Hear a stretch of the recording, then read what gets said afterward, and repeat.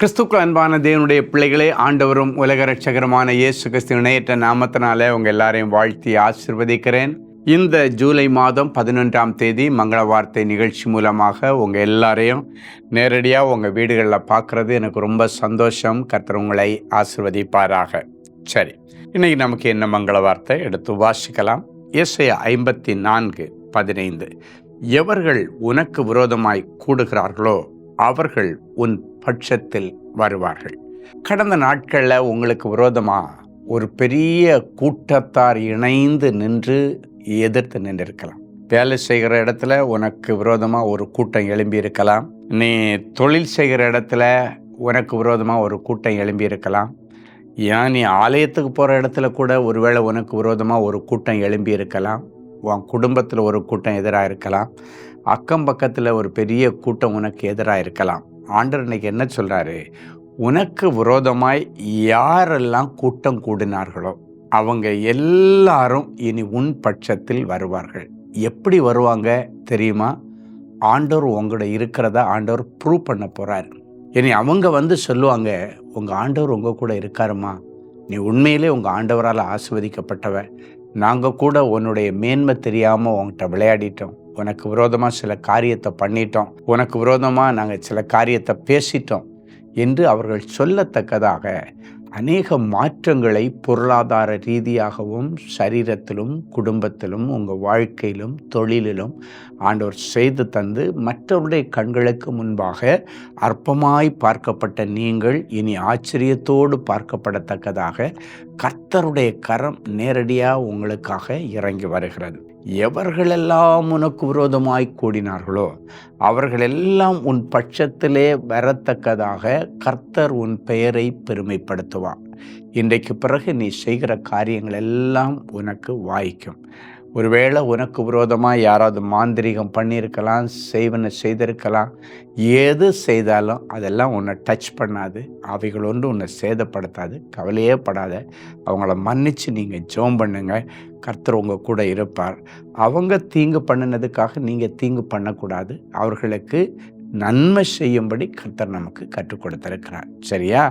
So இன்னைக்கு பிறகு விரோதிங்க எல்லாமே இனி உனக்கு நண்பர்களாக மாறப்போகிறாங்க. இன்னொரு வசனம் சொல்கிறது, உன் சத்துருக்கள் கூட உன்னிடத்தில் சமாதானமாய் வருவார்கள்.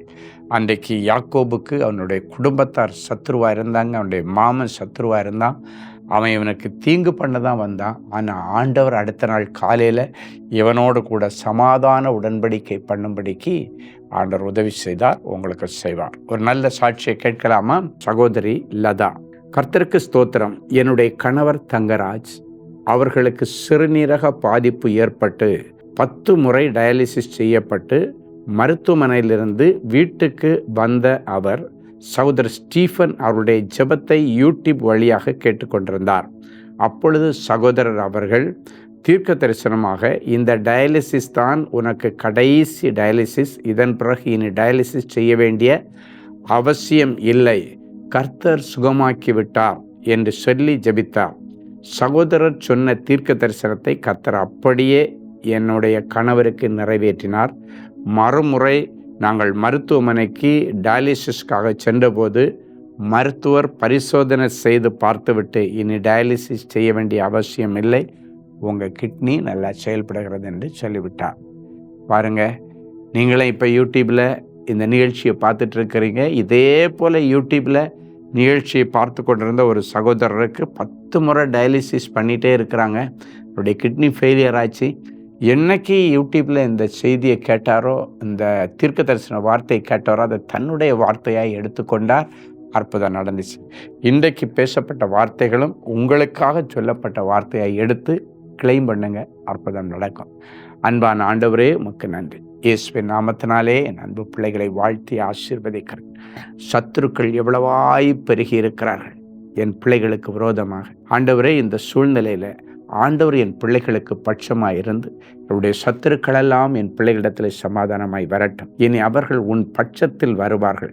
உன்னிடத்தில் ஆண்டவர் இருக்கிறார்கள் என்று சொல்லுவார்கள். கர்த்தர் உன்னை ஆசீர்வதிச்சிருக்கிறார்னு சொல்லுவார்கள் என்கிற மங்கள வார்த்தைகளின்படி கர்த்தர் இவர்கள் கையிட்டு செய்கிற எல்லா காரியத்திலும் ஜெயத்தை கட்டளையிடும். ஈசாக்கு விதைக்கும் பொழுது 100 மடங்கு அறுத்தான்.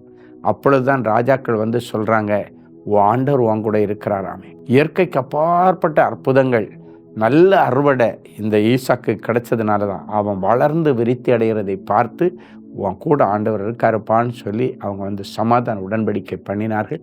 என் பிள்ளைகளுடைய வளர்ச்சியும் இதற்கு பிறகு ஆவிக்குரிய ரீதியாகவும், ஊழியத்திலும், குடும்பத்திலும், வியாபாரத்திலும், வேலை ஸ்தலத்திலும் நாங்கள் நினைக்கிறத விட எதிர்பார்க்கிறத விட மிகவும் அதிகமாய் மாறட்டும். அதன் நிமித்தம் இவர்கள் சத்துருக்கள் இவரிடத்திலே சமாதானமாய் இனி வரட்டும். அது மட்டுமல்ல, ஆண்டவரே, இன்றைக்கு பிறந்த நாள், திருமண நாளை நினைவு கூறுகிற பிள்ளைகளை ஒரு விசை கண்ணோக்கி பாரும். உன் செய்கைக்கு தக்க பலனை கர்த்தர் உனக்கு கட்டளையிடுவாராக. ரூத் 2:12 என் பிள்ளைகளுடைய வாழ்க்கையில் இந்த வருஷம் முழுவதும் நிறைவேற்றித்தார். இயேசுவின் மூலம் பிதாவே, ஆமென். அன்பு தேவனுடைய பிள்ளைகளே, இந்நிகழ்ச்சியின் மூலம் நீங்கள் பெற்றுக்கொண்ட ஆசீர்வாதங்களையும் உங்கள் ஜெப விண்ணப்பங்களையும் அனுப்ப வேண்டிய முகவரி: தேவனின் அன்பு ஊழியங்கள், Vinayak avenue, OMR road, Okkiyam, Thoraipakkam, Chennai 600097. மேலும் 24 மணி நேர ஜெப உதவிக்கு 044-24547-999 மற்றும் 9941950999 என்ற எண்களுக்கு தொடர்பு கொள்ளுங்கள்.